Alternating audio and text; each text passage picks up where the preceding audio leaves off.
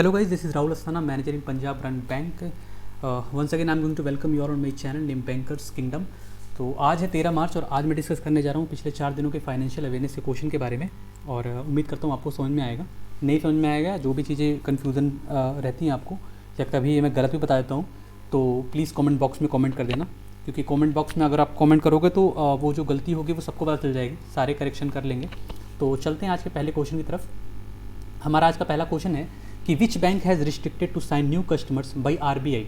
हाल ही में किस बैंक को नए कस्टमर्स साइन करने के लिए मना कर दिया गया है, रिस्ट्रिक्ट कर दिया गया है अगले आदेश तक। ठीक है, आरबीआई के द्वारा। रिजर्व बैंक ऑफ इंडिया 1935 में बना था, 1949 में 1949 में इसका राष्ट्रीयकरण हो गया था, तब से ये सेंट्रल बैंक है इंडिया का। तो उस बैंक का नाम है पेटीएम पेमेंट बैंक। बड़ी न्यूज़ है, पेटीएम पेमेंट बैंक को अपने नए कस्टमर्स जो न्यू कस्टमर्स हैं उनको साइन करने के लिए मना कर दिया गया है, नए कस्टमर जोड़ने के लिए मना कर दिया गया है अगले आदेश तक। अगले आदेश तक इनको ऐसा मना कर दिया गया कि नए कस्टमर नहीं जोड़ सकते हैं। और जो इसका रीज़न बताया है आरबीआई ने, उसने सुपरवाइजरी कंसर्न बताया है। सुपरवाइजरी कंसर्न बताया है, यानी कि सुपरविज़न में, आरबीआई के सुपरविज़न में कुछ चीज़ गड़बड़ पाई गई हैं और उसकी वजह से पेटीएम पेमेंट बैंक को अपने नए कस्टमर्स को जोड़ने के लिए मना कर दिया गया है। कब तक? अगले आदेश तक। अगला आदेश कब आएगा? जब तक Paytm payment bank IT audit report पेश नहीं कर देती, यानी कि अपने आईटी सेक्शन का इनको ऑडिट कराना पड़ेगा। जो बैंक का पेटीएम पेमेंट बैंक का आईटी सेक्शन है उसका ऑडिट कराना पड़ेगा और उसका रिपोर्ट देना पड़ेगा आरबीआई को। उसके बाद आरबीआई इनको बताएगा कि आपको कंटिन्यू करना है या नहीं। ठीक है, तो पहले मैं पेटीएम पेमेंट बैंक की बात कर लेता हूँ। पेटीएम का नाम आप लोगों ने सुना होगा, बहुत ही ज़्यादा तेज़ी से ग्रो हुई थी ये कंपनी। कब? नोटबंदी जब हुई थी। नोटबंदी जब लोगों के पास जेब में पैसे नहीं थे, नए नोट लोग आसानी से नहीं मिल रहे थे, बैंकों में लाइन लग रही थी, उस समय पेटीएम बहुत तेज़ी से फला फूला। रीज़न क्या था कि पेटीएम से आपको पैसे की जरूरत पड़ती नहीं थी, आपके वॉलेट में बैलेंस है, आपके अकाउंट में बैलेंस है, आप अकाउंट लिंक करके पेमेंट कर सकते थे। दरअसल पेटीएम पेमेंट बैंक जो है एक जॉइंट वेंचर है, जॉइंट वेंचर कंपनी है। जॉइंट वेंचर कंपनी का मतलब क्या होता है? यानी कि ये दो कंपनी या दो या दो से ज़्यादा कंपनी जब मिलके कोई कंपनी का निर्माण करते हैं तो उसको हम जॉइंट वेंचर कंपनी बोलते हैं। अब पेटीएम पेमेंट बैंक जो है वो ऐसे ही जॉइंट वेंचर का प्रोडक्ट है। कौन कौन से कंपनी इसमें जुड़े हुए हैं? एक कंपनी का नाम है 197 कम्युनिकेशन और दूसरे का नाम है पेटीएम। ठीक है, मैं आपको बता दूं कि ये 197 कम्युनिकेशन कंपनी सन 2000 में आई थी, जिसके फाउंडर थे विजय शेखर शर्मा, और पेटीएम के भी ओनर यही हैं, फाउंडर यही है विजय शेखर शर्मा। यानी कि ये दोनों कंपनी सेम बंदे की है, विजय शेखर शर्मा जी की। और इन दोनों कंपनियों ने मिलके एक बैंक बनाया जिसको बोलते हैं पेटीएम पेमेंट बैंक। ठीक है, यानी कि मैं ये कह सकता हूँ कि 197 एक पेरेंट कंपनी है जिसने पेटीएम को बनाया था, या यूँ कह सकते हैं कि इसी के ओनर ने पेटीएम का निर्माण किया था। बाद में इन दोनों ने अपना अपना शेयर लगा के पेटीएम पेमेंट बैंक की स्थापना की, पेटीएम पेमेंट बैंक की स्थापना की। अब कितना कितना लगाया ये बता देता हूँ।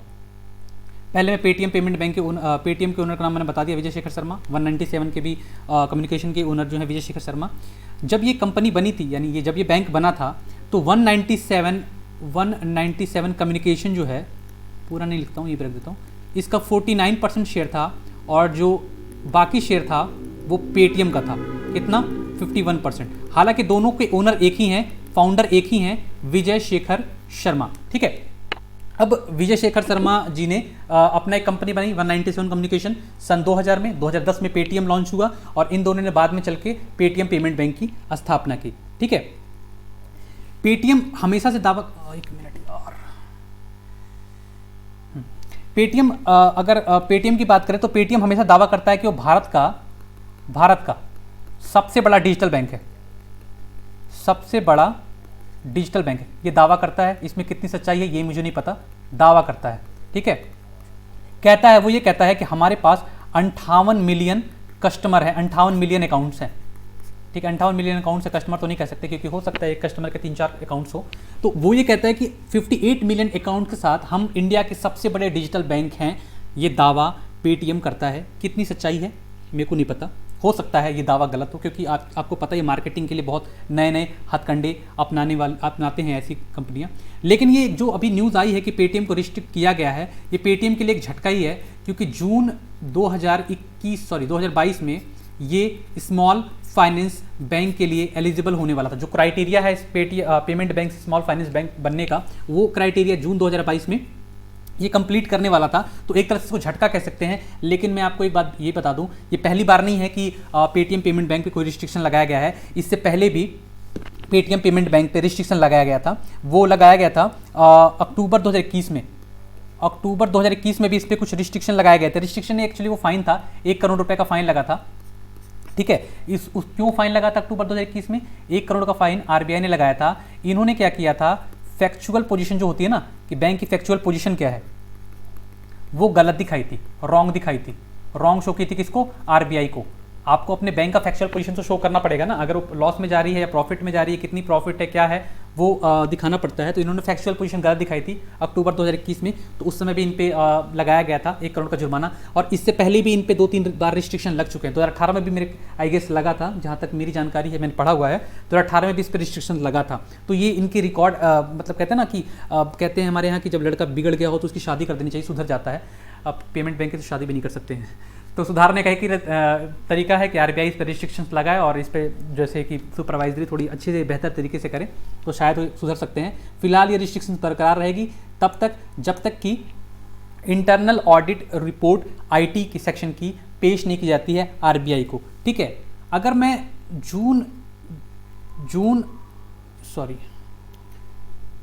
30 जून 2021 के डेटा की बात करूं, 30 जून 2021 के डेटा की बात करूं तो इसका कहना है कि 65 मिलियन बैंक अकाउंट है इनके पास, बैंक अकाउंट इनके पास है। एक मिनट,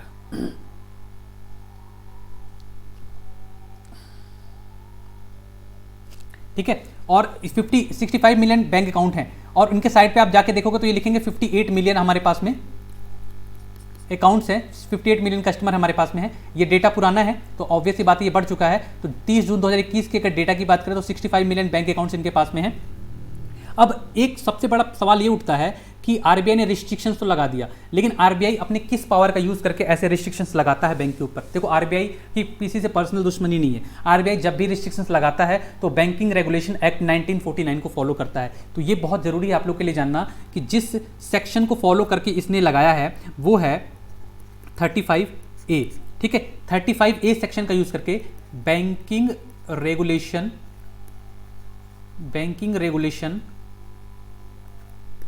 एक्ट 1949 के सेक्शन 35A का यूज करके पेटीएम पेमेंट बैंक को रिस्ट्रिक्ट किया गया है। अब इस सेक्शन 35A है क्या?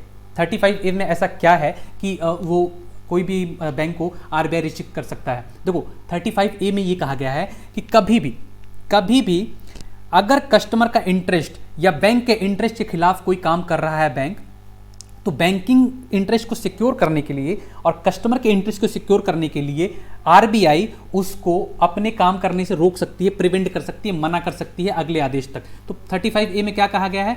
कस्टमर के इंटरेस्ट को ध्यान में रखा गया है। इसको मिटा देता हूं।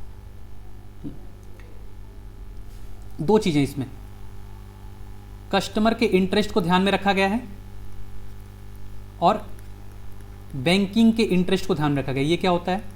कोई आप ऐसा काम ना कर रहे हो जिससे आप कस्टमर को नुकसान हो, कोई आप ऐसा काम ना कर रहे हो जिससे कस्टमर को नुकसान पहुंच रहा हो, या कोई ऐसा आप काम ना कर रहे हो जो बैंकिंग रेगुलेशन, बैंकिंग रूल्स के खिलाफ हो। अगर आप ऐसे कोई काम करते हैं तो 35A सेक्शन ये कहता है कि उस पर रिस्ट्रिक्शंस लगा सकता है कौन? आरबीआई। तो फिलहाल जो चीज़ें निकल के आई हैं, सुपरवाइजरी जो कंसर्न दिखाया है आरबीआई ने, कुछ ना कुछ तो इसने पकड़ा है, चाहे वो कस्टमर इंटरेस्ट का होगा या बैंकिंग इंटरेस्ट का होगा, तभी उसने इस सेक्शन का यूज़ करके लगाया है। इसको आप नोट कर लेना, ये ज़्यादा इंपॉर्टेंट है। क्योंकि अगर मुझे लगता है कि पेमेंट बैंक, सबको याद होगा कि पेमेंट बैंक को रिस्ट्रिक्ट किया गया है, लेकिन किस सेक्शन के तहत रिस्ट्रिक्ट किया गया है डीपली अगर आप जाएंगे तो 35A, और 35 में ए में ये कहता है कि जब भी आरबीआई को लगता है कि बैंक कस्टमर इंटरेस्ट और बैंकिंग इंटरेस्ट के खिलाफ काम कर रहा है तो उसको सिक्योर करने के लिए आरबीआई इन बैंकों पर रिस्ट्रिक्शंस लगा सकता है। ठीक है, मैंने आपको बता दिया कि पेटीएम पेमेंट बैंक एक जॉइंट वेंचर कंपनी है जो दो कंपनियों से मिलकर बनी है। दो कंपनियों ने मिलकर बनाया है इसको। एक है 197 कम्युनिकेशन और दूसरा है पेटीएम। दोनों के फाउंडर हैं Vijay Shekhar Sharma.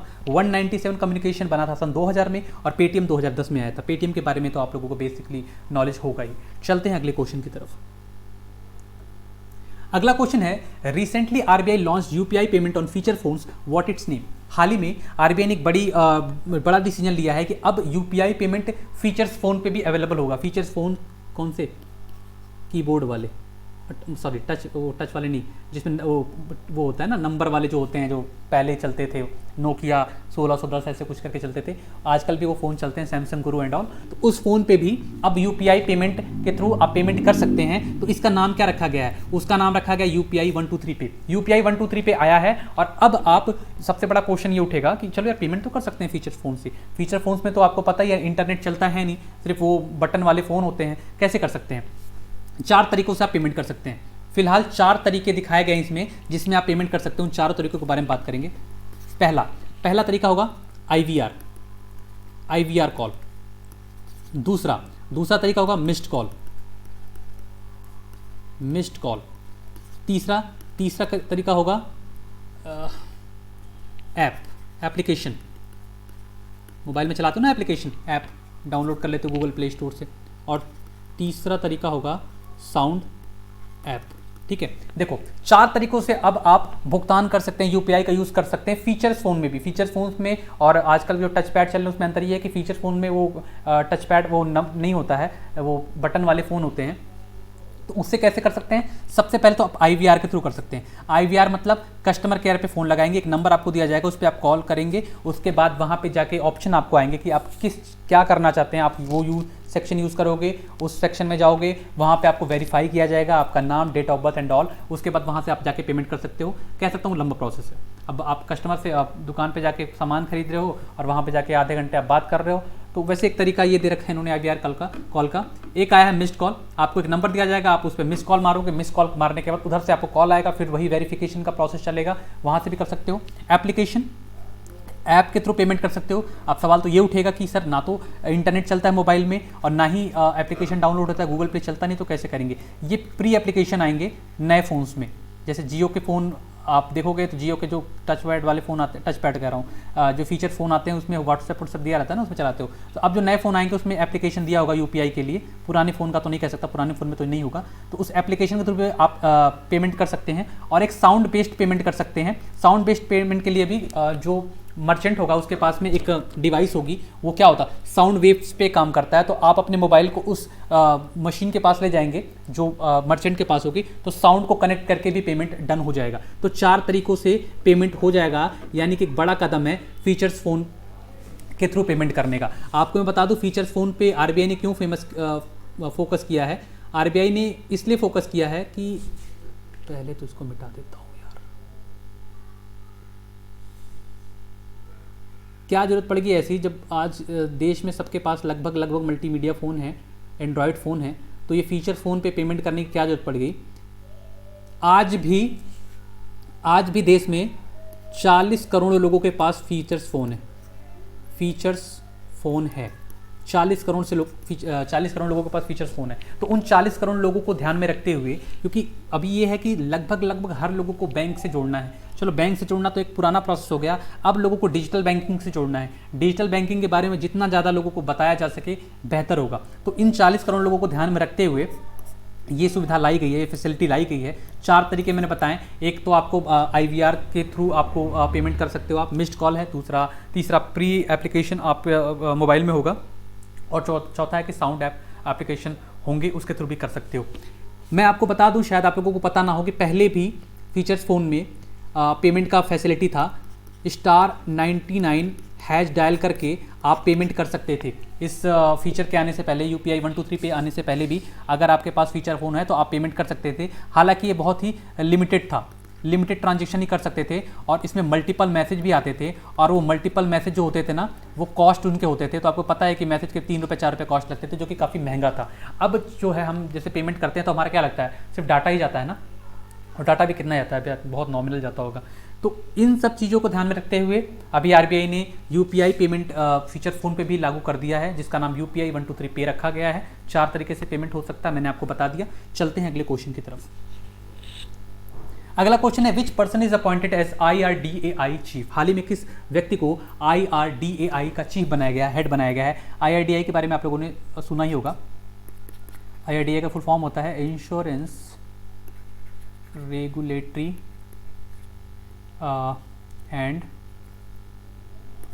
Development authority of India. IRDA का फुल फॉर्म है insurance regulatory and development authority of India, जो कि जितने भी भारत में इंश्योरेंस कंपनियां हैं उनको रेगुलेट करती है, सुपरवाइज करती है। जैसे कि बैंकों को सुपरवाइज करने का, रेगुलेट करने का काम बैंकिंग RBI करती है, वैसे ही इंश्योरेंस जितनी कंपनियां हैं उनको रेगुलेट सुपरवाइज करती है IRDAI। तो उसका चीफ बनाया गया देबाशीष पांडा को। देबाशीष पांडा जी को IRDAI का चीफ बनाया गया है। और अगर देबाशीष पांडा जी की बात करें तो ये 1987 बैच के IAS ऑफिसर हैं। 1987 बैच के IAS ऑफिसर हैं। इनको यहाँ पे IRDAI का चीफ बनाया गया है। इससे पहले देबाशीष पांडा की जगह पे कौन था यहाँ पे? सुभाष चंद्र खूंटिया जी थे। हो सकता है मैं स्पेलिंग गलत लिख रहा हूँ बट नाम सही लिख रहा हूँ। सुभाष चंद्र खूंटिया जी इसके हेड थे, जो कि उन्होंने पहले ही छोड़ दिया था ये पोजीशन। उनके जाने के बाद ये पोजीशन खाली थी और अब इसकी जगह पे देबाशीष पांडा जी को लाया गया है। अब वो जी ये जिम्मेदारी संभालेंगे। ठीक है, चलता हूँ अगले क्वेश्चन की तरफ। हमारा आज का अगला क्वेश्चन है कि Aditya Birla Sun Life Insurance partners with which bank. हाल ही में Aditya Birla Sun Life Insurance company ने किस बैंक के साथ में पार्टनरशिप की है? तो Aditya Birla Sun Life insurance एक इंश्योरेंस कंपनी है और इस इंश्योरेंस कंपनी ने भारत कोऑपरेटिव बैंक, जो कि मुंबई में है, मुंबई में स्थित एक कोऑपरेटिव बैंक है, उसके साथ में टाई अप किया हुआ है। भारत कोऑपरेटिव बैंक के चेयरमैन का नाम, अगर चेयरमैन की बात करें तो यू शिवाजी पुजारी इसके चेयरमैन हैं। तो अब सन लाइफ इंश्योरेंस जो है, Aditya Birla Sun Life insurance जो कंपनी है, वो अब अपने इंश्योरेंस किसके थ्रू बेचेगी? भारत कोऑपरेटिव बैंक के थ्रू बेचेगी। टाई अप किया हुआ है बेसिकली। ठीक है, अब यहाँ पे अगर मैं बात करूँ टाई अप से फ़ायदा क्या होता है, इस इंश्योरेंस कंपनी को क्या फ़ायदा होगा और इस बैंक को क्या फ़ायदा होगा? देखो, भारत कोऑपरेटिव बैंक के आज के डेट में 5 लाख से ज़्यादा कस्टमर हैं।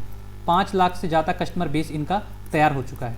ठीक है, अब जब भी एक इंश्योरेंस कंपनी होती है तो एक बेस खोजती है मार्केट में, कि मार्केट में एक कस्टमर बेस मिले और उस कस्टमर बेस को हमारा प्रोडक्ट बेचें, हमारा भी फायदा हो और कस्टमर के भी हम हितों की रक्षा कर सकें। तो अब भारत कोऑपरेटिव बैंक के साथ में टाई अप करने का मतलब है, सीधा सीधा मतलब कि 5 लाख कस्टमर बेस तो इनको मिल ही गया ना। अब 5 लाख कस्टमर में से मैं मानता हूँ कि ये भारत कोऑपरेटिव बैंक पिच करते हैं, तो आधे अगर मैं 50% मानता हूँ तो 2.5 लाख लोग तो ले रहे हैं अगर इसको, तो बैंक का फायदा हुआ, बैंक का नहीं सॉरी इंश्योरेंस कंपनी का फायदा हुआ, इंश्योरेंस कंपनी का फायदा हुआ ना। अब इंश्योरेंस कंपनी का फायदा होगा तो ऑब्वियसली बात है बैंक का भी फायदा कराएगा, इसका इनको इंसेंटिव मिलेगा, इसका इनको इंसेंटिव्स मिलेगा। जैसे कि अगर आप लोग, कुछ लोग इंश्योरेंस कंपनी से जुड़े हुए होंगे तो उनको पता होगा कि इंश्योरेंस कंपनी में, इंश्योरेंस में इंसेंटिव्स बहुत अच्छे मिलते हैं। इतना तो सेल्स में नहीं मिलते हैं, लोन के सेल्स डिपार्टमेंट में नहीं मिलते हैं जितना इंश्योरेंस डिपार्टमेंट मिलते हैं। तो भारत कोऑपरेटिव बैंक अगर इनके प्रोडक्ट बेचेगा तो भारत कोऑपरेटिव बैंक को इसका इंसेंटिव मिलेगा। सन लाइफ इंश्योरेंस कंपनी को कौन मिल जाएगा, क्या मिल जाएगा? एक कस्टमर मिल जाएगा, कस्टमर बेस ऑलरेडी मिल चुका है और उनका बिजनेस अभी क्रिएट हो जाएगा। ठीक है, अब मैं इंश्योरेंस की बात करता हूँ। पहले मैं इसकी बात कर लेता हूँ, Aditya Birla Sun Life Insurance company की। ये एक कह सकते हैं कि इसका जो पेरेंट कंपनी है वो आदित्य बिरला कैपिटल लिमिटेड है। कैपिटल लिमिटेड है, पेरेंट कंपनी है आदित्य बिरला कैपिटल लिमिटेड। उसने बनाया था Aditya Birla Sun Life insurance. ठीक है, यूँ कह सकते हैं सब्सिडरी कंपनी है आदित्य बिरला कैपिटल लिमिटेड की, subsidiary company Aditya Birla Sun Life insurance. हमारे भारत में 2 तरह के इंश्योरेंस बहुत फेमस है। एक है जनरल इंश्योरेंस और एक है हमारा लाइफ इंश्योरेंस। जनरल इंश्योरेंस में तुम्हारा हेल्थ इंश्योरेंस आता है, मोटर इंश्योरेंस आता है, होम इंश्योरेंस आता है, फायर इंश्योरेंस, ट्रैवल इंश्योरेंस, ये सारा कुछ होता है। लाइफ इंश्योरेंस में हर तरह के लाइफ इंश्योरेंस, चाहे टर्म लाइफ हो चाहे पेंशन प्लान्स हो, वो सारी लाइफ से जुड़ी जो पेंशन होते हैं वो लाइफ इंश्योरेंस के अंतर्गत आती हैं। और उसके अलावा जितनी भी होती हैं वो जनरल इंश्योरेंस में, जैसे आप घर ले रहे हो तो घर पर इंश्योरेंस आपने करा लिया। ठीक है, अब घर में भी कई तरह के इंश्योरेंस होते हैं। एक तो घर में चोरी हो जाए तो उसका भी इंश्योरेंस होता है, घर में आग लग जाए तो भी उसका इंश्योरेंस होता है। ठीक है, और इसके अलावा घर अगर आप होम लोन ले रहे हो तो जो लोन ले रहा है उसका भी इंश्योरेंस होता है कि अगर आपको कुछ हो गया तो आप कहाँ से पे करोगे, तो उसका इंश्योरेंस करा लेते हैं कि अगर कल को आपको कुछ हो गया तो फिर हम आपका पेमेंट करेंगे, जितनी भी आपकी आउटस्टैंडिंग अमाउंट बचा होगा लोन का। तो वो 2 तरह के इंश्योरेंस होते हैं, एक जनरल इंश्योरेंस, एक लाइफ इंश्योरेंस। तो इस क्वेश्चन में हमने ये पढ़ा कि Aditya Birla Sun Life Insurance company ने भारत कोऑपरेटिव बैंक, जो कि मुंबई बेस्ड एक बैंक है, कोऑपरेटिव बैंक है, उसके साथ में टाई अप किया है। इस बैंक की ऑलरेडी एक कस्टमर बेस है 5 लाख से ज़्यादा की, तो ये 5 लाख से ज़्यादा बेस का कस्टमर बेस का फ़ायदा Aditya Birla Sun Life Insurance company उठाएगा और अपना बिजनेस एक्सपेंड करेगा। अमूमन आज के डेट में हर जो इंश्योरेंस कंपनियां हैं ना, वो बैंकों के साथ टाई अप कर रही हैं। क्यों? जैसे अगर मैं अपनी ही बात करूँ, अगर मैं पंजाब ग्रामीण बैंक में हूँ तो हमारा रेलीगेयर के साथ में टाई अप है, जिसका नाम अब केयर हेल्थ इंश्योरेंस हो गया है। तो उससे क्या होता है कि उनका प्रोडक्ट तो बिक ही रहा है और बैंक को भी इसका फायदा हो रहा है, तो दोनों का काम चल रहा है। ठीक है, कस्टमर बेस हमारे पास हैं ऑलरेडी, उनको खोजना पड़ेगा, हमारे पास उनको बड़े आराम से ईजिली से कस्टमर्स मिल जाते हैं। तो लगभग हर इंश्योरेंस कंपनी बैंकों के साथ में टाई अप कर रही है। तो इसी टाई अप के क्रम में Aditya Birla Sun Life insurance भी जुड़ गया है, भारत कोऑपरेटिव बैंक के साथ उसने टाई अप कर लिया है। चलते हैं अगले क्वेश्चन की तरफ। आज का क्वेश्चन है, which bank will buy 2% stake in bad bank. हाल ही में किस बैंक ने बैड बैंक यानी कि NARCL में 2% की स्टेक लेने की घोषणा की है, डिसीजन लिया है? किस बैंक ने ऐसा कहा है? पंजाब एंड सिंध बैंक ने। Punjab and Sindh bank bad bank, जिसको NARCL के नाम से जानते हैं, इसके बारे में मैंने पहले बताया है, national assets reconstruction company limited. ये क्या करता है? मैंने बताया था कि जब भी कोई लोन NPA हो जाता है और रिकवर नहीं होता है तो NARCL को भेज दिया जाता है बैंकों के थ्रू। तो उसके बाद में फिर इसको वो आगे फॉरवर्ड करके उस प्रॉपर्टी को बेच के प्रॉफिट वसूल करता है, बैंक को भी इसका प्रॉफिट मिल जाता है, या यूँ कहे कि जो उसका लोन बचा होता है या जो भी अमाउंट होता है वो मिल जाता है। NARCL को बैड बैंक के नाम से जाना जाता है। पहले इसका इतना ज़्यादा फोकस नहीं था, लेकिन RBI के पास जब एप्लीकेशन गई थी तो RBI ने भी बैड बैंक्स को जो है अभी मंजूरी दे दी है। SBI ने भी अपने बहुत सारे अमाउंट के कोलेटरल ट्रांसफ़र किए हैं बैड बैंक को। अब बैड बैंक का काम ये है कि उस प्रॉपर्टी को वो आगे मॉडिफाई करेगा, आगे कंपनी को देगा, मॉडिफाई करेगा और वहाँ से पैसे वसूल करके बैंक को देगा और अपना प्रॉफिट वसूल करेगा। पंजाब एंड सिंध बैंक वो बैंक है जो 2% स्टेक खरीद रहा है बैड बैंक्स में, क्योंकि बैड बैंक बहुत तेज़ी से उभर के आ रहा है। तो ऑब्वियस सी बात है कि सारे बैंक चाहेंगे कि वो भी प्रॉफिटेबिलिटी कमाना चाहते हैं, ऐसी कंपनी में इन्वेस्ट करना चाहते हैं जहां से उनको प्रॉफिट अर्न हो सके। तो पंजाब एंड सिंध बैंक ने इस क्रम में काम किया है। पंजाब एंड सिंध बैंक का जो टैगलाइन है वो है, where service is a way of life. MD CEO की बात करो तो एस कृष्णन है। ठीक है, 2% स्टेक खरीदने की बात की है पंजाब एंड सिंध बैंक ने, जो कि 55 करोड़ का है।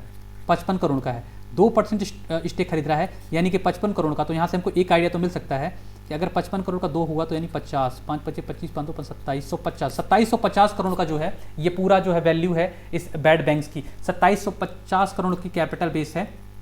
ठीक है, एक चीज़ और मैं बता दूँ, इस क्वेश्चन में लिखा नहीं है, बाद में वो मैंने पढ़ा था। अभी पंजाब एंड सिंध बैंक ने तो बोला ही है कि मैं 2% स्टेक लूँगा, एक और बैंक ने बोला है कि मैं भी स्टेक खरीदूंगा और उस बैंक का नाम है ICICI ने बोला है कि मैं बैड बैंक्स में खरीदूंगा स्टेक। और ICICI ने कितना डिसीजन लिया है? उसने बोला है कि मैं 5% खरीदूंगा। ठीक है, 5% खरीदूंगा और ये 5% किसके बराबर होता है? तुम्हारा होगा 137 करोड़ 50 लाख के आसपास होगा। 5% अगर 2% 55 हो गया तो 1 हो गया, 2 2 4 1 27 5 55 2, ठीक है, 137.5, 1 करोड़ 37 लाख, गलत तो नहीं हो रहा हूँ, 55 लाख ये हो गया। ठीक है, 1 करोड़ 37 लाख 50 हज़ार के ये स्टेक खरीदेंगे ICICI। ठीक है, अब ये पूरा जो अमाउंट है ये एक साथ में इन्वेस्ट नहीं करेंगे, पूरा अमाउंट जो है वो एक साथ में इन्वेस्ट नहीं करेंगे, पहले थोड़ा इन्वेस्ट करेंगे एंड बाद में उसको इन्वेस्ट करेंगे बाकी जो बचा होगा। 31 मार्च 2022 तक जो पंजाब एंड सिंध बैंक है उसने बोला है कि 28 लाख 18 हज़ार रुपये हम इन्वेस्ट करेंगे। मैं गलत हो रहा हूँ, मेरे को लग रहा है ऐसा कुछ तो गलत हो रहा है। 2% स्टेक 55, एक minute boss. Punjab and Sindh bank ने बोला है 2% 55 करोड़ का था शायद, 55 करोड़ का। ओके ठीक है, तो 5 करोड़ की बात करें, 5% की बात करें और जो ICICI ले रहा है वो 1 अरब 37 करोड़ 50 लाख का हो गया ना। देखो यहाँ पे गलती पकड़ी गई, नहीं तो फिर मैं गलत हो जाता है। ठीक है, हाँ देखो ये पंजाब एंड सिंध बैंक का है, पंजाब एंड सिंध बैंक का है और ये ICICI बैंक का है। ठीक है, Punjab and Sindh bank 2% stake खरीद रहा है 55 करोड़ में, ICICI 5% खरीद रहा है 1 अरब 37 करोड़ 50 लाख रुपए में। ठीक है, और ये जो पूरा अमाउंट है वो एक साथ इन्वेस्ट नहीं करेंगे, ये किस्तों में इन्वेस्ट करेंगे। किस्तों में कितना कितना करेंगे वो बता देता हूँ, 1 मिनट। 31 मार्च 2022 का टाइम दिया है पहले किस्त के लिए। तो PSB ने, जो पंजाब एंड सिंध बैंक ने है, वो बोला है कि पहली किस्त हम 28 करोड़ 18 लाख रुपए इन्वेस्ट करेंगे। कितना इन्वेस्ट करेगा? 28 करोड़ 18 लाख रुपए इन्वेस्ट करेगा 31 मार्च 2022 को पंजाब एंड सिंध बैंक। और उसी क्रम में अगर मैं आईसीआईसी की बात करूं तो इसने बोला है 70 करोड़ 45 लाख रुपए मैं इन्वेस्ट करूंगा 31 मार्च 2022 तक, बाकी का ये बाद में करेंगे। समझ में आ गया? आई होप आप लोगों को समझ में आ चुका होगा कि अभी बैड बैंक्स यानी कि NARCL में 2% स्टेक खरीदने की बात की है पंजाब एंड सिंध बैंक ने, जिसकी टैगलाइन है where service is a way of life, और MD CEO हैं S कृष्णन। इसी क्रम में ICICI ने भी बोला है कि मैं भी खरीदूंगा और उस पर 5% खरीदने की बात की है जो होगा 1 अरब 37 करोड़ 50 लाख, बहुत कंफ्यूजिंग है। 1 अरब 37 करोड़ 50 लाख रुपए का ये स्टेक खरीदेंगे। पूरा इन्वेस्ट एक साथ नहीं करेंगे। PSB की बात करूँ तो 31 मार्च 2022 को वो 28 करोड़ 18 लाख रुपए इन्वेस्ट करेगा, और ICICI की बात करूँ तो 70 करोड़ 45 लाख रुपए इन्वेस्ट करेगा। ठीक है, समझ में आ गया होगा आप लोगों को। चलता हूँ अगले क्वेश्चन की तरफ। ICICI का आप लोगों को पता ही है, टैगलाइन है हम है ना ख्याल आपका, और MD CEO है संदीप बख्शी। लिख देता हूँ आप लोगों को समझ में आ जाएगा। अगर मैं ICICI की टैगलाइन की बात करूं या ICICI की टैगलाइन की बात कर रहा हूं, हम है ना ख्याल आपका, और अगर MD और CEO की बात करूं, ये ICICI का है संदीप बख्शी। ठीक है, आई होप क्लियर हो चुका होगा। कन्फ्यूजन होगी तो कमेंट बॉक्स में बता देना। पंजाब एंड सिंध बैंक और ICICI बैंक बैड बैंक्स में स्टेक खरीद रहे हैं। एक बार फिर से रिपीट कर रहा हूँ, पंजाब एंड सिंध बैंक 2% खरीद रहा है, और ICICI की बात करूँ तो 5% खरीद रहा है। पंजाब एंड सिंध बैंक का जो 2% का शेयर है वो 55 करोड़ रुपए के बराबर है, 55 करोड़ के बराबर है। और अगर मैं ICICI की बात करूँ तो 1 अरब 37 करोड़ 50 लाख रुपए के बराबर है। एक साथ इन्वेस्ट नहीं करेंगे। 31 मार्च 2022 का दोनों ने टाइम दिया है पहली किस्त इन्वेस्ट करने के लिए। पहली किस्त में 28 करोड़ 18 लाख रुपए जाएगा पंजाब एंड सिंध बैंक का, और अगर ICICI बैंक की बात करूँ तो लगभग इनका जाएगा 70 करोड़ 45 लाख रुपए। ठीक है, टैगलाइन ICICI की है मैंने ख्याल आपका, और MD CEO हैं संदीप बख्शी। चलता हूं अगले क्वेश्चन की तरफ।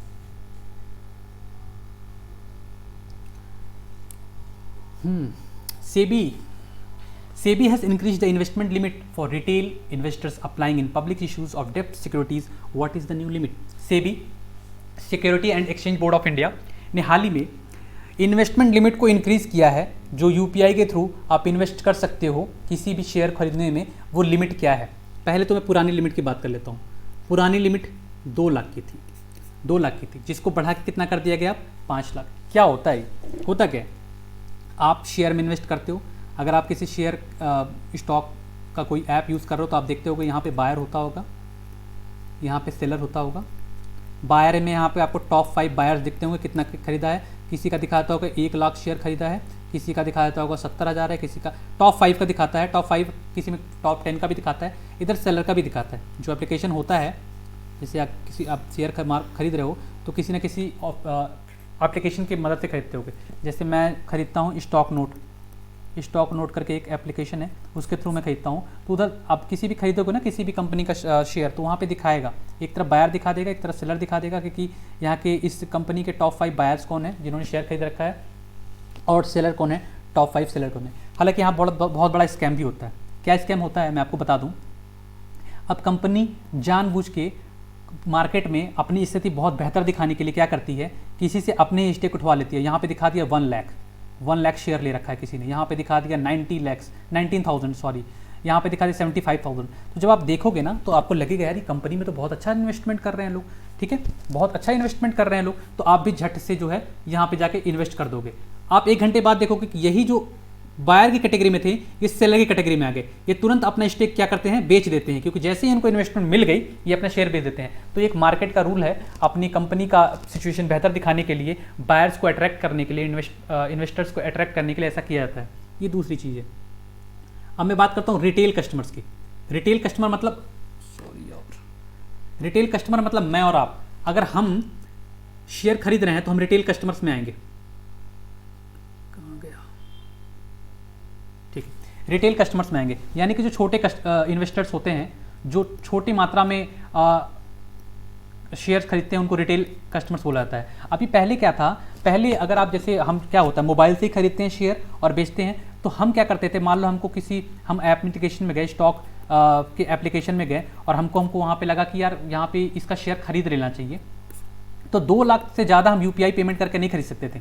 यूपीआई रिस्ट्रिक्टेड था 2 लाख रुपए तक। यानी कि अब मुझे पता चला कि एचडीएफसी का शेयर मुझे लग रहा अच्छा है, फ्यूचर में इसके ग्रोथ होंगे, मेरे को फ़ायदा होगा, तो मैंने सोचा कि मैं 20 शेयर खरीद लूँ, 20 शेयर 200 शेयर खरीद लूँ। ठीक है, अब मेरे को पता चला कि 200 शेयर का दाम हो रहा है 2,50,000 रुपये, लेकिन मेरी लिमिट है यूपीआई के थ्रू पेमेंट करने की 2 लाख रुपए, तो 50,000 रुपये मैं कैसे पेमेंट करूंगा। इसी चीज़ को ध्यान में रखते हुए अब इस लिमिट को बढ़ा के 5 लाख कर दिया गया है। यानी कि अब अपने मोबाइल से ही आप यूपीआई पेमेंट कर सकते हैं शेयर खरीदने के लिए, कितने तक, 5 लाख रुपए तक। ठीक है, समझ में आ गया होगा। पहले यूपीआई पेमेंट के थ्रू आप शेयर खरीद सकते हैं 2 लाख रुपए तक मोबाइल के थ्रू। वैसे तो अगर जैसे यूपीआई से ज़्यादा अब मान लो 10 लाख रुपए का शेयर खरीद रहे हो तो एक अलग प्रोसेस होता है, अब वो चालान वालान बनाना पड़ता है बैंक में। लेकिन अभी डिजिटल बैंक थोड़ा सा मॉडिफाई हो रहा है, तो इस 2 लाख को भी बढ़ा के 5 लाख रुपये कर दिए गए हैं। तो 5 लाख रुपये तक आप मोबाइल से यूज़ करके यूपीआई पेमेंट करके शेयर्स खरीद सकते हो। सेबी के बारे में आप लोगों को पता ही होगा, security and exchange board of India. जितने भी शेयर मार्केट में जो लोग हैं, शेयर होल्डर्स हैं, कस्टमर्स हैं, उनको उनके हितों को देखता है। ये जो भी शेयर कंपनियां हैं उन पे रेगुलेट करता है, उनको देखता है कि कहीं कुछ ऐसा तो काम नहीं कर रहे हैं जिससे कस्टमर को चूना लगा रहे हैं, तो उनको रेगुलेट करने का काम, सुपरवाइज करने का काम यहाँ पे सेबी करता है। ठीक है, चलता हूँ अगले क्वेश्चन की तरफ। अगला क्वेश्चन है, recently RBI lifted the restrictions on which bank for new digital business generation. हाल ही में आरबीआई ने किस बैंक के ऊपर से एक रिस्ट्रिक्शंस हटा लिया है, किस बात का, नए डिजिटल बिजनेस जनरेट करने का एक रिस्ट्रिक्शन लगाया गया था एचडीएफसी बैंक के ऊपर। एचडीएफसी बैंक के ऊपर कुछ दिनों पहले एक रिस्ट्रिक्शन लगाया गया था कि वो नए कस्टमर्स को ऐड नहीं कर सकता है, डिजिटल बिजनेस के लिए ऐड नहीं कर सकता है। वो रीज़न बताता हूँ क्यों रिस्ट्रिक्शन लगाया गया था, पहले जवाब देख लेते हैं। इस बैंक का नाम है एचडीएफसी बैंक और इसकी टैगलाइन है we understand your world.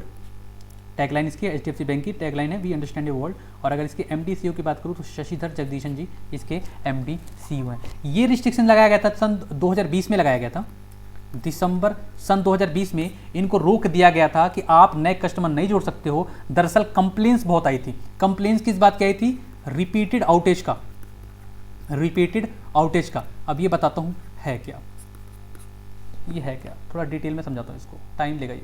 Okay, देखो क्या होता है ना कि आप बैंक से लोन ले रहे हो, आप बैंक से लोन ले रहे हो यानी कि आप बैंक के कस्टमर बन गए।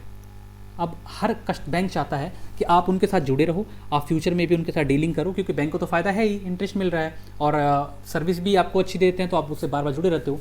लेकिन होता क्या है, जैसे ही आप कोई लोन लेते हो ना, बैंक के पास आपका डाटा बन जाता है, आपका नाम, मोबाइल नंबर, एड्रेस सब आ जाता है। ठीक है, यहाँ तक कि आप जब लोन लेते हो तो आपकी सैलरी वैलरी भी आती है कि क्या सैलरी है, सैलरी नहीं तो बिजनेस कर रहे हैं तो बिजनेस किस चीज़ का कर रहे हैं, क्या मंथली एनुअल टर्नओवर, सब कुछ आता है। इस डाटा का बहुत गलत यूज़ किया जाता है, बहुत गलत यूज़ किया जाता है। एक तो बैंक आपको बार बार कॉल करके परेशान करता है कि सर लोन ले लो, एक दिन में 4 से 5, मैं तो बहुत कम बता रहा हूँ, मैं खुद भी एचडीएफसी बैंक से एक लोन ले रखा हूँ जो कि लगभग खत्म होने वाला है, 2-3 महीने और हैं। और क्या बताऊँ मैं, मतलब पिछले 6 महीने से इतना परेशान हूँ कि रात में 9 बजे मेरे को कॉल आते हैं एंड वो मेरे को पिच करते हैं कि सर आपका प्री अप्रूव्ड लोन है, आप ले लो, आपका ट्रैक बहुत अच्छा रहा है। तो मैं परेशान हूँ, मतलब दिन भर कॉल आते रहते हैं। और एक चीज़ और बता दूँ, अब आप ये कहोगे कि डीएनडी लगा लो, डीएनडी लगा लो, डू नॉट डिस्टर्ब लगा लो, कुछ लोग ज्ञान देंगे मेरे को, ज्ञान पे लेंगे कि डीएनडी लगा लो, लेकिन मैं बताता हूँ कि और क्या चीज़ें हैं। दरअसल मार्केट में हर बैंक काम करना चाहता है, हर बैंक ज़्यादा से ज़्यादा कस्टमर को जुटाना चाहता है, तो हर बैंक डीएसए बनाता है, या बैंक नहीं बनाता है, खुद लोग बनाते हैं। डीएसए का फुल फॉर्म होता है डायरेक्ट सेल्स एसोसिएट्स। मैंने जब अपने करियर की शुरुआत की थी तो डीएसए के थ्रू ही की थी। दिल्ली में मैं एक डायरेक्ट सेल्स एसोसिएट्स कंपनी में काम करता था। ये कंपनी क्या करती है, ये कोई भी बना सकता है, ऐसा कुछ नहीं है कि आप नहीं बना सकते हो, मैं नहीं बना सकता, कोई बना सकता है। आपने कंपनी बनाई, आपने वहाँ पे टेलीकॉलर्स बैठा है, टेलीकॉलर्स बैठा है, उनको दिया जाता है डाटा। डाटा किसका, एक नाम नंबर दिया जाता है, उनका एड्रेस दिया जाता है और डाटा पे बोला जाता है कॉल करो। ये डाटा कहाँ से आता है, इनके पास में, इन डीएसए के पास में इलीगल तरीके से डाटा आता है। कौन देता है, बैंक देता है, बैंक कोई नहीं देता है। बैंक के अंदर काम करने वाले कर्मचारी जो है, एम्प्लॉय हैं, उस डाटा को बेच देते हैं। ठीक है, आप भी अगर किसी बैंक में काम कर रहे हो और आपके पास कस्टमर्स हैं, कस्टमर बेस तैयार हो रहा है, तो आप उस डाटा को क्या करोगे, बाहर अगर आप बेच रहे हो, वैसे तो ये इलीगल है, बिल्कुल नहीं करना चाहिए, लेकिन 2 फायदे होंगे। जिसने बेचा उसको पैसे मिल गए, जिसने बेचा उसको पैसे मिल गए। अब डीएसए को क्या फ़ायदा है, डाटा 2 तरीके से यूज़ होता है। एक तो ऑलरेडी लोन चल रहा है, लोन चल रहा है, तो डीएसए वाले क्या करते हैं, डीएसए वाले अपनी कंपनी बनाते हैं और कंपनी के बनाने के बाद बैंक के साथ टाई अप करते हैं कि सर मैं आपके लिए काम करूंगा, आप मुझे अपना डीएसए कोड दे दो। तो बैंक कहता है कि ठीक है यार, मेरा तो बिजनेस क्रिएट हो रहा है, तुम ले लो डीएसए कोड। बैंक को क्या फ़ायदा होता है और डीएसए को क्या फ़ायदा होता है ये बताता हूँ। बैंक को तो कस्टमर मिल रहे हैं, और बैंक को जब कस्टमर मिलते हैं तो जितने का लोन ये कराता है बैंक इसको डीएसए को कमीशन देता है, कह सकते हैं इसको इंसेंटिव देता है। अब मैं बताता हूँ इंसेंटिव, गुस्सा होता है मेरे को बार बार। इंसेंटिव्स मिलते हैं। अब ये हर लोन पे अलग अलग होते हैं। अगर आप एचएल कर रहे हो तो 1% तक का मिल जाता है, कई लोग देते हैं। अगर आप पीएल कर रहे हो तो पीएल में सबसे ज़्यादा कमीशन मिलता है। कई बैंक तो 4% देते हैं, कई बैंक तो 6% देते हैं, और कई बैंक तो मत पूछो 8-10% तक देते हैं, जैसा जिनका लोन रहता है। तो उससे क्या फ़ायदा होगा? आपने डीएसए खोली, चलो मैं मान लेता हूँ मैं एक ऑनर हूँ राहुल अस्थाना, मैंने बैंकों में काम किया है, बैंकों के काम से मैं भली भांति परिचित हूँ। मैंने एक डीएसए कंपनी खोल दी, वहाँ पे मैंने 15 टेलीकॉलर बैठा दिए जो कि अपने नंबर से कॉल कर रहे हैं कस्टमर्स को। कोई लोन ले लो सर, आपका लोन चल रहा है। दो तरीके से लोन होंगे, एक तो लोन ऑलरेडी चल रहा होगा, या जिनका चल रहा होगा बंद हो गया होगा। ठीक है, डाटा तो हमको वही मिला है ना जो फाइनेंशियल से जुड़े हुए हैं, फाइनेंस से जुड़े हुए हैं, जिन्होंने लोन लिया था, वही डेटा बैंक हमको दे रहा है। अब अगर लोन चल रहे हैं तो हम क्या करेंगे कि सर आपका लोन 15% पे चल रहा है, हम आपका एक्सिस बैंक में करवा देंगे, हम वहाँ को आपको 12% पे करवा देंगे। कस्टमर ने कहा यार 15% सही है, 12% पे हो रहा है, ट्रांसफ़र करा लिया। एक तो इस तरह से हो गया। दूसरा, अब आप लोन नहीं चल रहा है, कस्टमर से बोलोगे सर हम आपको लोन प्रोवाइड कर रहे हैं, आपका ट्रैक बहुत अच्छा है तो आप लोन ले लो, तो कस्टमर को अगर नीड रही तो उसने बोल दिया कि चल हाँ कोई नहीं दे दो। अब मान लो 15 लोगों ने महीने का 1 करोड़ का बिजनेस इकट्ठा कर लिया, 1 करोड़ का बिजनेस इकट्ठा कर लिया, और 1 करोड़ का मैं 4% भी मान के चलूँ तो 4 लाख रुपए मिल गए ना डीएसए को 4 लाख रुपए मिल गए। नीचे और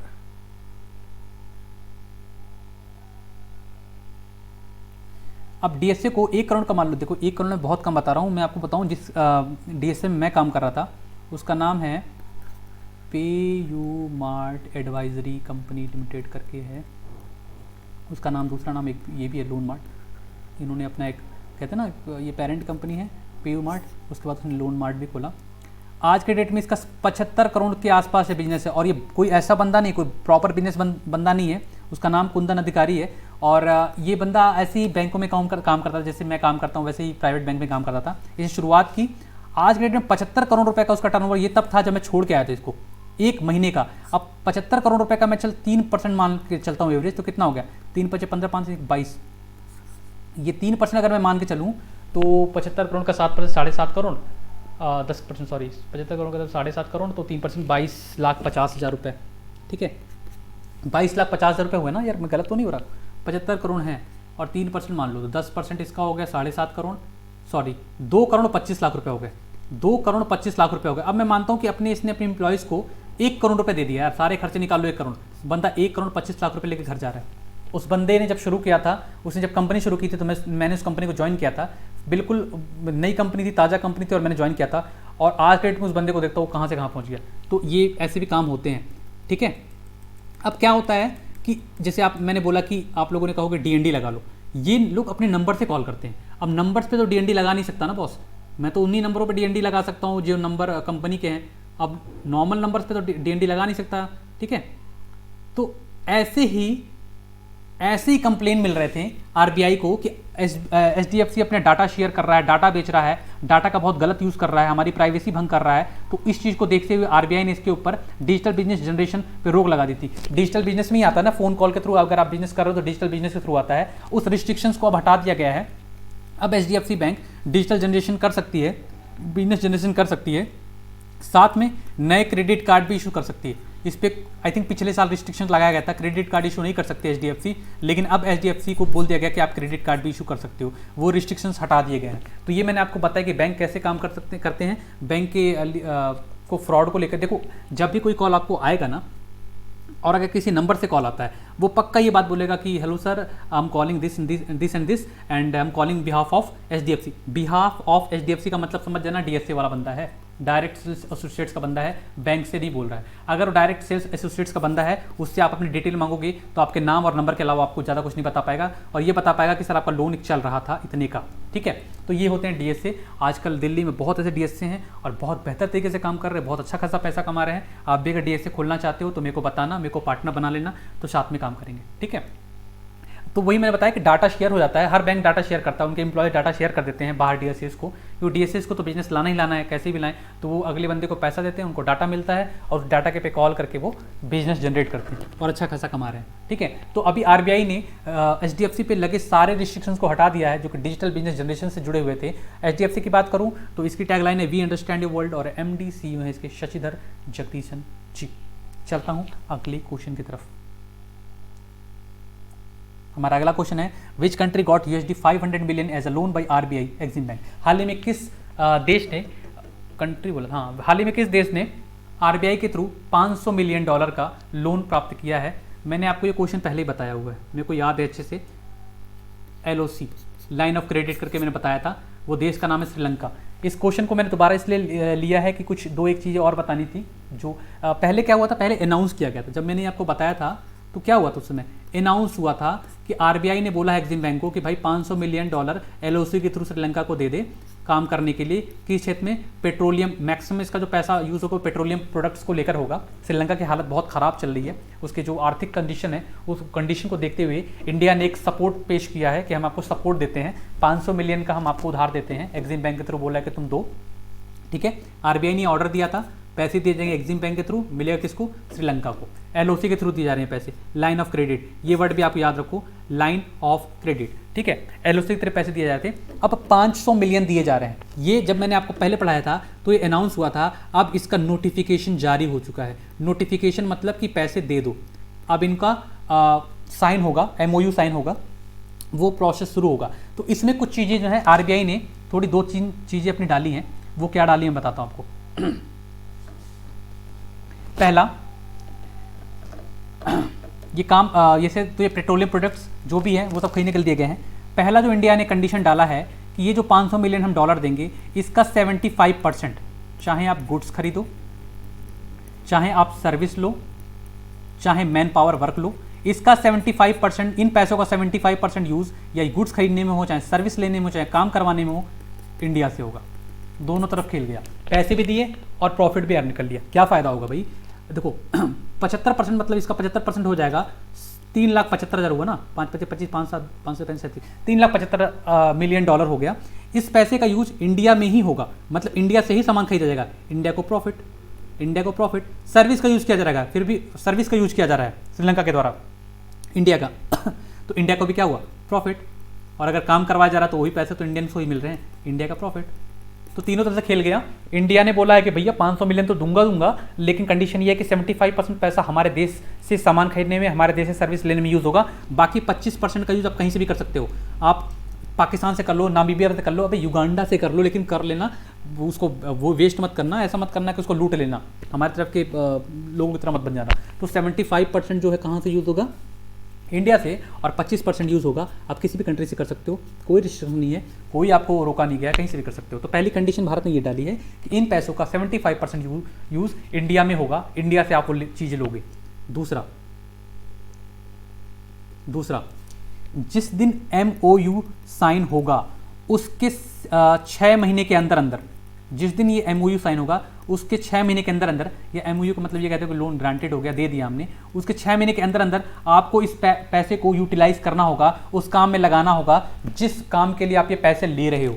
बहुत बड़ी बात है। अभी क्या होगा, अगर पैसे देकर छोड़ दे तो पैसा कहीं भी जा सकता है, नेता लूट सकते हैं, वहाँ की जिस चीज़ के लिए लिया गया उस चीज़ में यूज़ नहीं हो सकता है। लेकिन इंडिया बोलेगा हम देखेंगे, अगर नहीं हुआ तो फिर पे ले जाओगे, ठीक है। 6 महीने के अंदर इस पैसे का यूज़ करना है श्रीलंका को। हालांकि ये भी कहा गया है कि अगर बोरोवर रिक्वेस्ट करता है, बोरोवर मतलब कौन, श्रीलंका, अगर बोरोवर रिक्वेस्ट करता है कि भैया हमको थोड़ा और टाइम दे दो, हम ये पैसा इतनी जल्दी खर्च नहीं कर पाएँ, इतना पैसा हमने बहुत सालों बाद देखा है, तो हम 6 महीने तो हम खुशी के मारे सो नहीं पाएँ, अब हमको समझ में आया कि काम भी करना है, तो बोरोवर की रिक्वेस्ट पे इस जो 6 महीने को एक्सटेंड किया जाता है, लेकिन मैक्सिमम 12 महीने से ज़्यादा नहीं। इंडिया ने कहा है कि अगर बोरोवर रिक्वेस्ट करता है, नहीं श्रीलंका रिक्वेस्ट करता है कि हमको थोड़ा और टाइम दे दिया जाए, हमने इसको यूटिलाइज नहीं किया इस पैसे को, तो हम बढ़ा देंगे, लेकिन वो उस कंडीशन में भी 12 महीने से ज़्यादा का समय हम नहीं देंगे। तो 2 कंडीशन डाल दी है इस नोटिफिकेशन में इंडिया ने कि पहला $500 मिलियन तो हम देंगे, लेकिन उसका 75% यूज़ इंडिया के थ्रू होगा, इंडिया में होगा, जो भी सामान लेना है आपको, जो भी चीज़ें लेनी है वो इंडिया से लेनी होगी। 25% आप कहीं से भी ले सकते हो। और उसके अलावा जो पैसा हम आपको दे रहे हैं उसको MOU साइन होने के अगले 6 महीने के अंदर अंदर आपको यूटिलाइज करना होगा। इन केस आप नहीं कर पाते हो और अगर आप रिक्वेस्ट करते हो तो हम उस टाइम पीरियड को बढ़ा देंगे, लेकिन फिर भी किसी भी कंडीशन में वो टाइम पीरियड 12 महीने से ज़्यादा का नहीं होगा। ठीक है, तो ये रहा आज का 8वां क्वेश्चन। और अगला क्वेश्चन है ही नहीं, क्योंकि अगला क्वेश्चन है थैंक यू। क्वेश्चन नहीं है, आप लोगों के लिए है, मतलब मेरी तरफ से थैंक यू। तो आज की क्लास यहीं खत्म करते हैं। आज की क्लास मुझे लगती है थोड़ी छोटी थी, हालांकि फिर भी 45 मिनट्स की होगी। खैर, थैंक यू मेरी तरफ से। मेरे चैनल पे ये मैं डाल दूंगा, बैंकर्स किंगडम नाम में बहुत सारे लोग पूछते हैं। मैंने अपनी टेलीग्राम आईडी भी लिख दी है, @Rahul_Asthana। ये मेरा टेलीग्राम आईडी है। किसी को भी अगर कोई जानकारी लेनी हो तो मैसेज कर सकता है। तो फिलहाल आज की क्लास यहीं पे ख़त्म करते हैं। मिलते हैं 2-4 दिनों के बाद फिर से, और फिर से 2-4 दिनों के क्वेश्चंस के बारे में डिस्कस करेंगे, अच्छी तरीके से डिस्कस करेंगे। तब तक के गुड बाय, ध्यान रखिए, सी यू।